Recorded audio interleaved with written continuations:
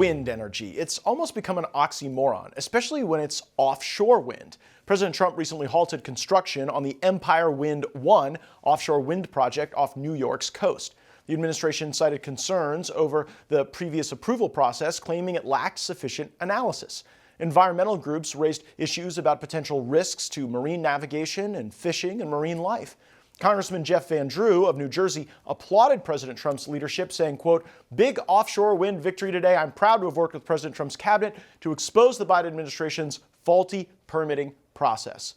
Offshore wind farms cost triple the amount of their onshore cousins due to foundations, cabling, and specialized vessels. The maintenance is horrific for anything around salt water, and here you've got rising costs for consumers as a consequence of that really challenging dynamic.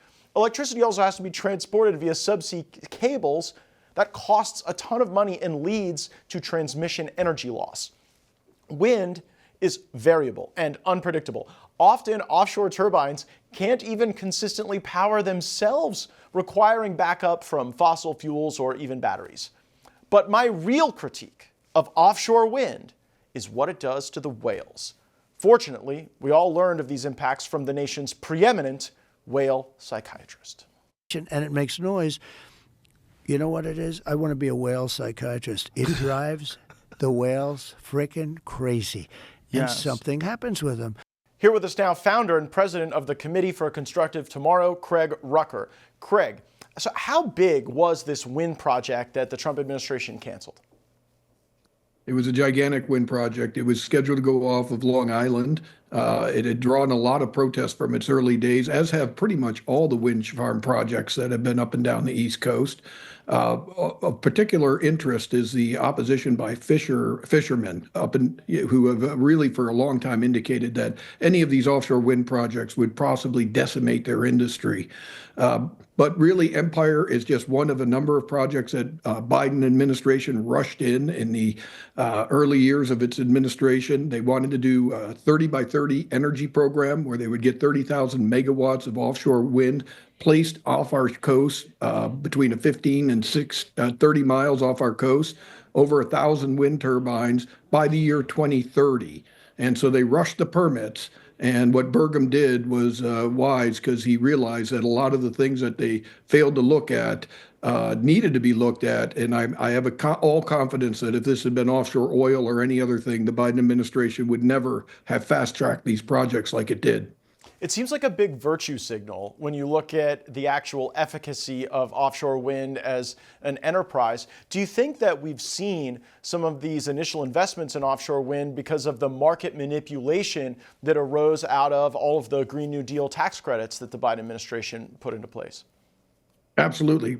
Absent any sort of government subsidies or absent any of these tax credits or initiatives, it would never be commercially viable. If you look at the cost of offshore wind, and you could look at it in gigawatts per hour of electricity, generally speaking, a megawatt hour of electricity for coal or natural gas would be somewhere in the $30 to $60 range. Offshore wind is typically $80 at its cheapest. But some of these contracts, such as in New York and in Massachusetts, they were going up to $105 a megawatt hour and even up to $172 a megawatt hour. This is going to be fully borne by the ratepayers up there, and it's intermittent electricity. Offshore wind only operates at whatever its capacity is about 35 to 40% of the time, which means about 60 to 65% of the time you're going to need backup from natural gas plants, coal plants, nuclear plants, hydro plants, something that actually provides reliable electricity 24/7.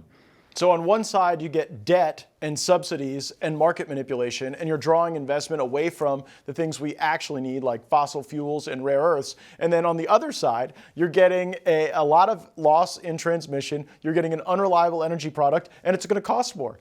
And all of that is what they brought about for us. I think President Trump canceling this project sends a really important message that it's not a strategy. Do you think that this is enough to end the offshore wind dreams of the fools who've tried to push this on us?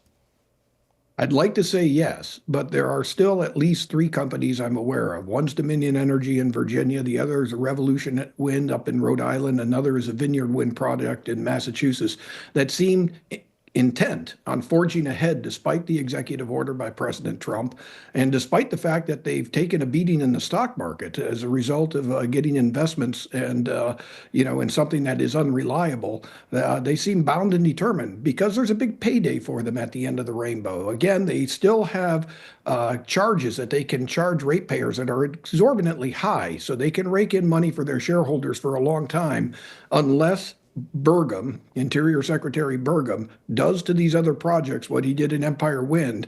I think we're going to see these projects actually continue. Oh, well, we need Secretary Burgum to take that action. We've seen a lot of communities in the Northeast, city councils, townships, speak out against some of these offshore wind projects. And what's interesting is it's mostly Democrats who represent a lot of those coastal areas in the Northeast. What are the specific things that you're seeing animate the opposition to wind at the local level?